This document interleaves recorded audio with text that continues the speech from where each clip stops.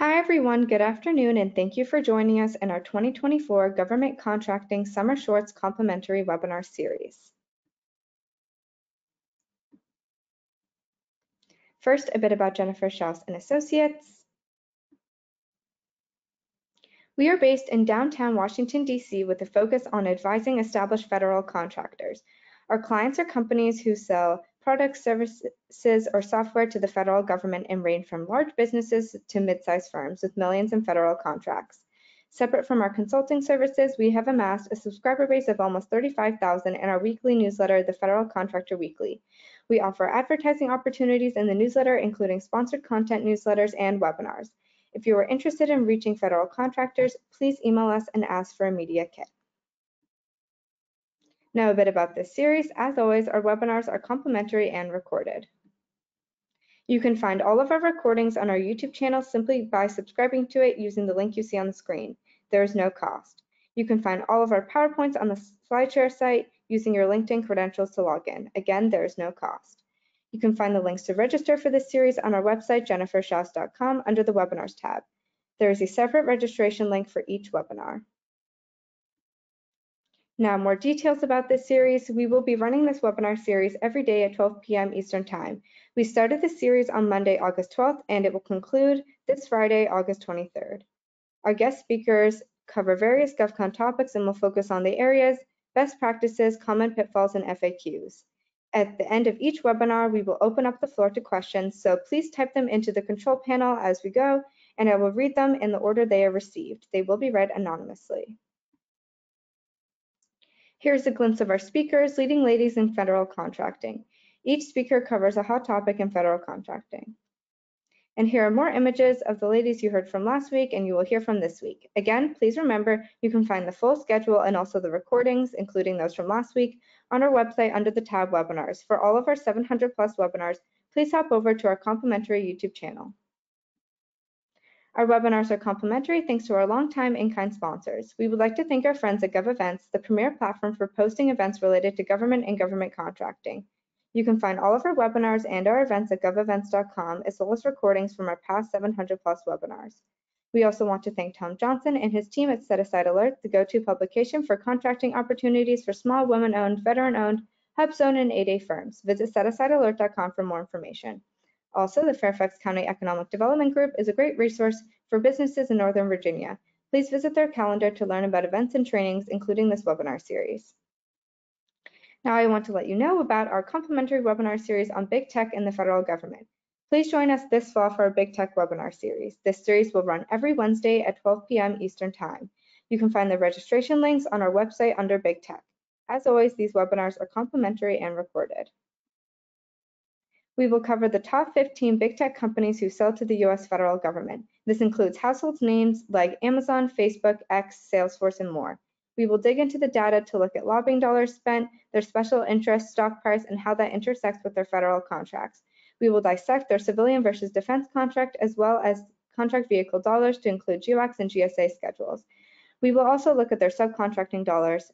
And a big thank you to our sponsors on the program, C3 Integrated Solutions and FedBiz Access. Don't miss out, this series is offering a unique sponsorship opportunity. We have heavily discounted this series to a rate of $1,500. This covers the entire series. Sponsor benefits include registration list, ample promo in our newsletter, and LinkedIn. You will also get a sponsor side with a 100-word or less write-up about your business. If you are interested, please click on the sponsor link to place your order or send us an email to hello@jennifersha.com if you have any questions. The Virginia Apex Accelerator at George Mason University offers free one-on-one counseling to established government contracting firms in Virginia on federal, state, and local procurement topics. If you are interested in learning more, please use the links provided to explore their services, review homework recommendations, register for live training, and find useful links to agencies and other self-directed learning. One-on-one counseling is limited to eligible client companies. Appointment requests are handled in the order they were received and based on counselor availability due to high demand. Online resources and group trainings are free with no restriction on business location. Now let's welcome today's speaker to the webinar. Our speaker today is Aubrey Gamefort from Breaking the Standard, and today she will cover the topic of capability statements. Aubrey, we're really excited to hear your presentation today. I will put myself on mute and turn the floor over to you. Please let me know when you'd like to advance to the next slide. And as discussed earlier, I will jump back in to read the audience questions at the end. great, Emma. Thank you so much. And Jennifer, thank you for the opportunity to come speak with a wonderful, amazing panel of women. So, my name is Aubrey Gainford. I am a contracting officer by day and a podcast host by night. And I am the founder and host of Breaking the Standard. And you can go to the next slide.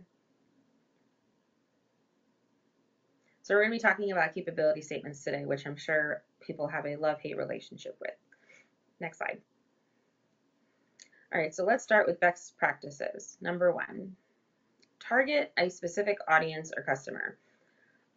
I'm a firm believer that if you have a specific customer or agency, it will allow you to focus, really focus on potential opportunities and requirements that you can offer, and really have you ask the question of, well, what's my niche? Like what am I able to respond to? If you're trying to do 8 million things, there's a really, really big question of how well or how accurately will you be able to do them versus really targeting in on a specific agency that you really want to work with. Next slide. Okay, be unique. I think capability statements can be really helpful if you can highlight what's different and unique about your company. It helps to be different so that you're memorable. And I wouldn't focus so much on what the standard response should be or what company ABC is doing. I think if you can put something out there that makes you stand out, I think that that will be a really good stepping stone for you, which I'm going to talk about in the next point. But don't worry about what everybody else is doing. Do what you want to do. Be unique. Next slide, please. So being unique, I think, is a great way to use capability statements as an introduction to follow up with the POC you've reached out to. You can use that to schedule a call, either to meet with a CEO or a program rep. Meetings can lead to other opportunities. And honestly, depending on what your capability statement says, it could be something that the government reaches out to you about or saves for later. So I think it's a great way to say, hey, remember me? I reached out to you about this a couple weeks ago, or I'm the one that sent you the pink colored capability statement. And it doesn't hurt to do something different. The next slide, please. Constantly revise and update your document. Your capability statement should be a living document. We sometimes are guilty, especially with our resumes, of updating your resume and then it's been 2 years and then you pull it out again and some of it's not really relevant anymore or accurate. You want to make sure that it's current, and review it and update it. It should be constantly changing. And don't get in the habit of using the same document for every submission. It should really be a living, breathing document that's updated and changed all the time. Next slide, please. Do not try to do it all. There are a lot of requirements out there right now that are asking for capability statements.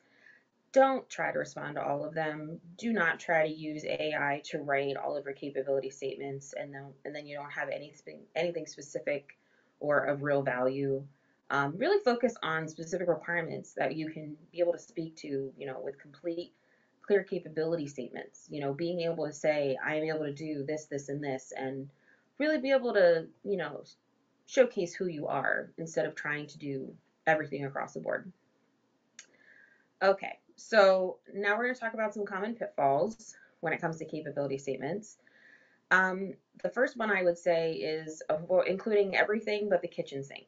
So sometimes people try to put in a whole bunch of different capabilities or services or supplies that you can offer when that's not exactly what the RFI asked for or you were asked to submit. If somebody's asking for something that has to do with engineering or IT, don't put in program management or human resources.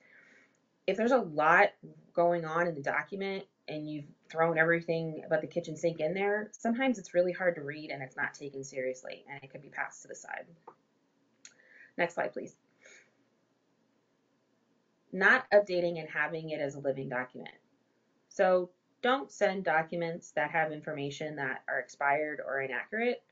And if something's changed within a potential customer or agency that you have and you send that without it being accurate or updated, it's not going to be taken seriously, and it's probably going to be discarded, unfortunately, and it won't be kept.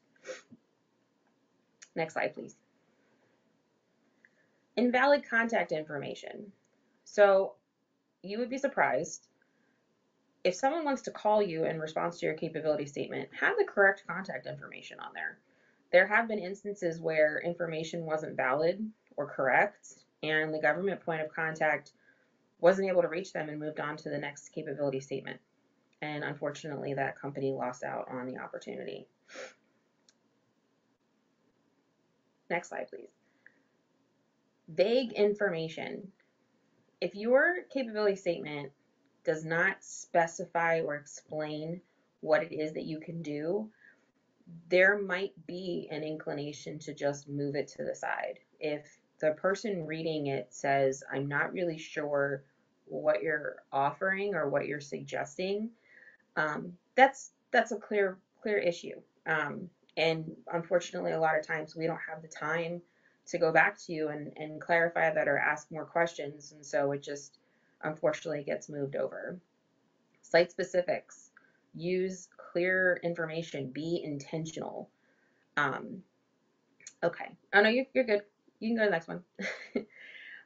Waiting too long to send a capability statement.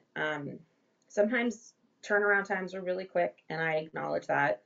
Other times, though, you've seen an RFI out there and you go back and forth about, do I really want to respond to it or not?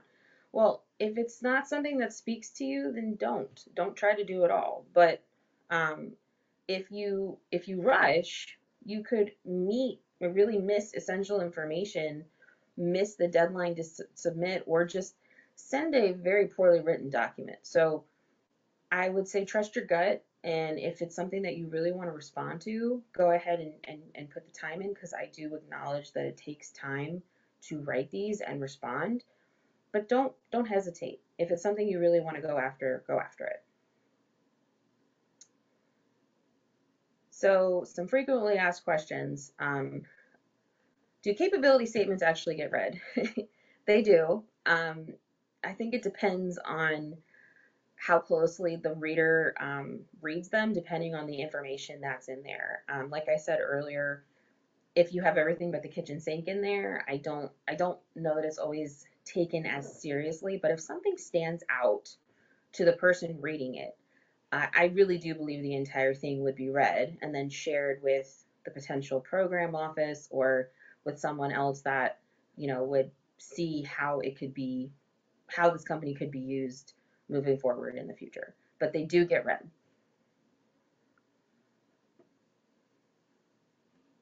Where do capability statements actually go?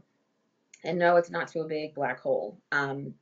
It depends on the agency, but I can only speak from my experience, and I'm speaking from my personal experience. I'm not speaking on behalf of where I work, but I do believe that COs receive the capability statements, and I'm not entirely sure depending on who the company submits it to, but I also believe that the capability statements should go to the small business office.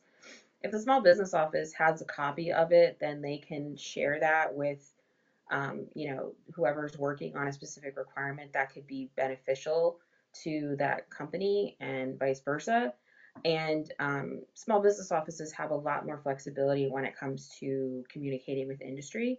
So I think that would be really beneficial. But they do get received. They don't go into a black hole. I know that might occur that way for a lot of people, unfortunately, but they actually do go to someone.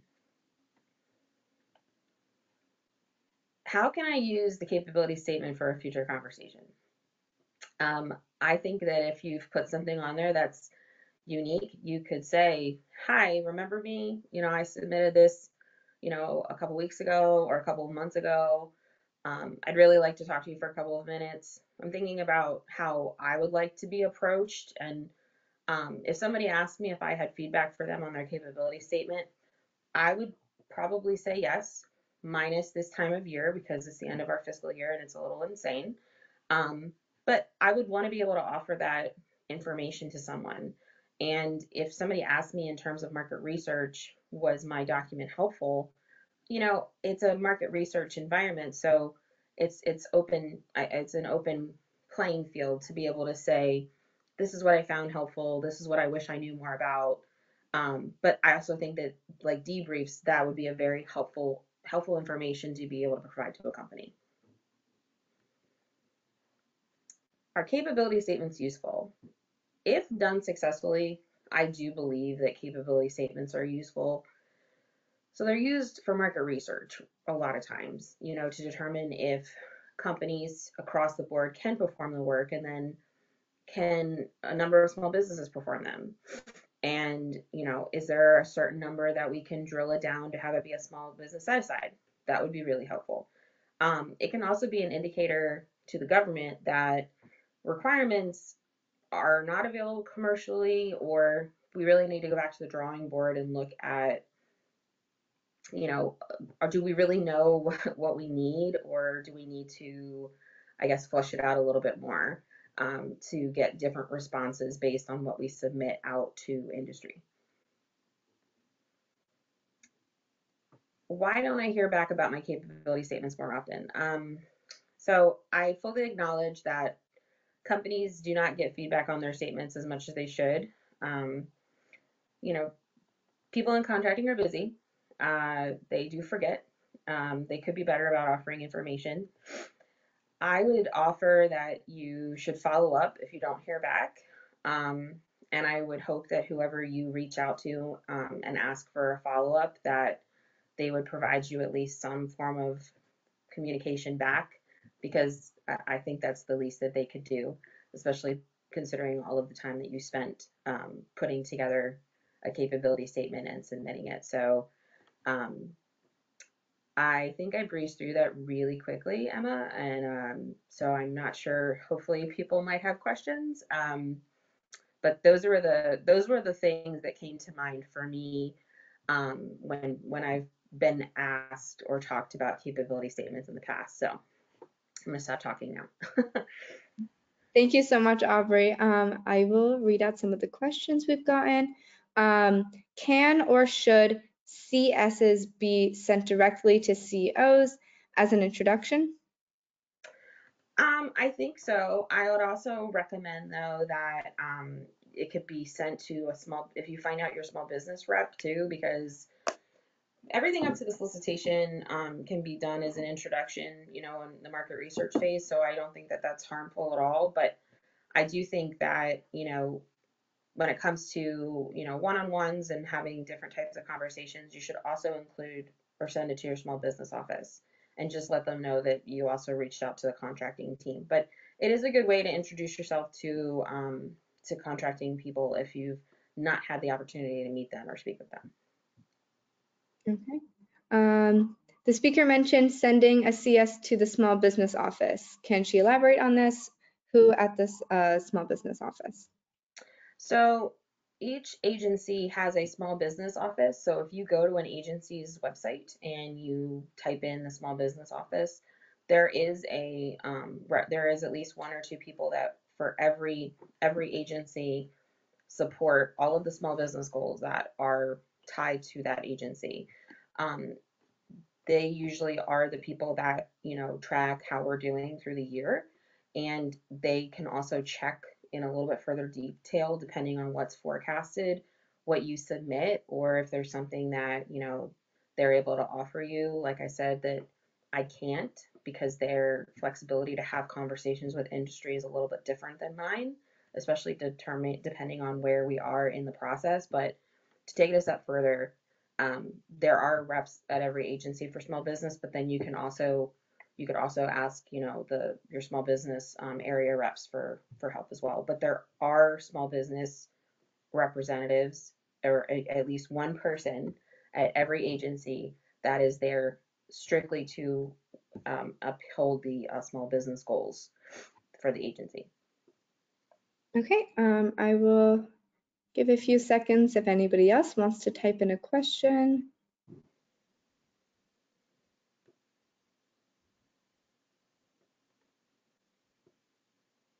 Okay, we'll move on then. Thank you so much, Aubrey, for such a great presentation today. If you have any questions for our speaker, please contact her using the information you see on the screen. And thank you to everyone for joining us. Today's webinar can be found on our YouTube channel within 24 hours, and the slides, as mentioned, are always on our SlideShare site. Oh, it looks like we have, sorry. A friendly reminder, our Big Tech and Federal Contracting webinar series kicks off this fall. 15 webinars, 15 Wednesdays. All webinars are free to attend, so please take advantage of our heavily discounted sponsor rates to get in front of federal contractors, obtain registration lists, and share a consistent message over the course of 15 webinars. Again, thank you for attending, and thank you, Aubrey, for speaking today. You can catch today's replay on YouTube, and if you're currently watching the YouTube video, please leave us a comment or like the video and subscribe to our channel. We'd love to hear from you. That's all for today. Thank you.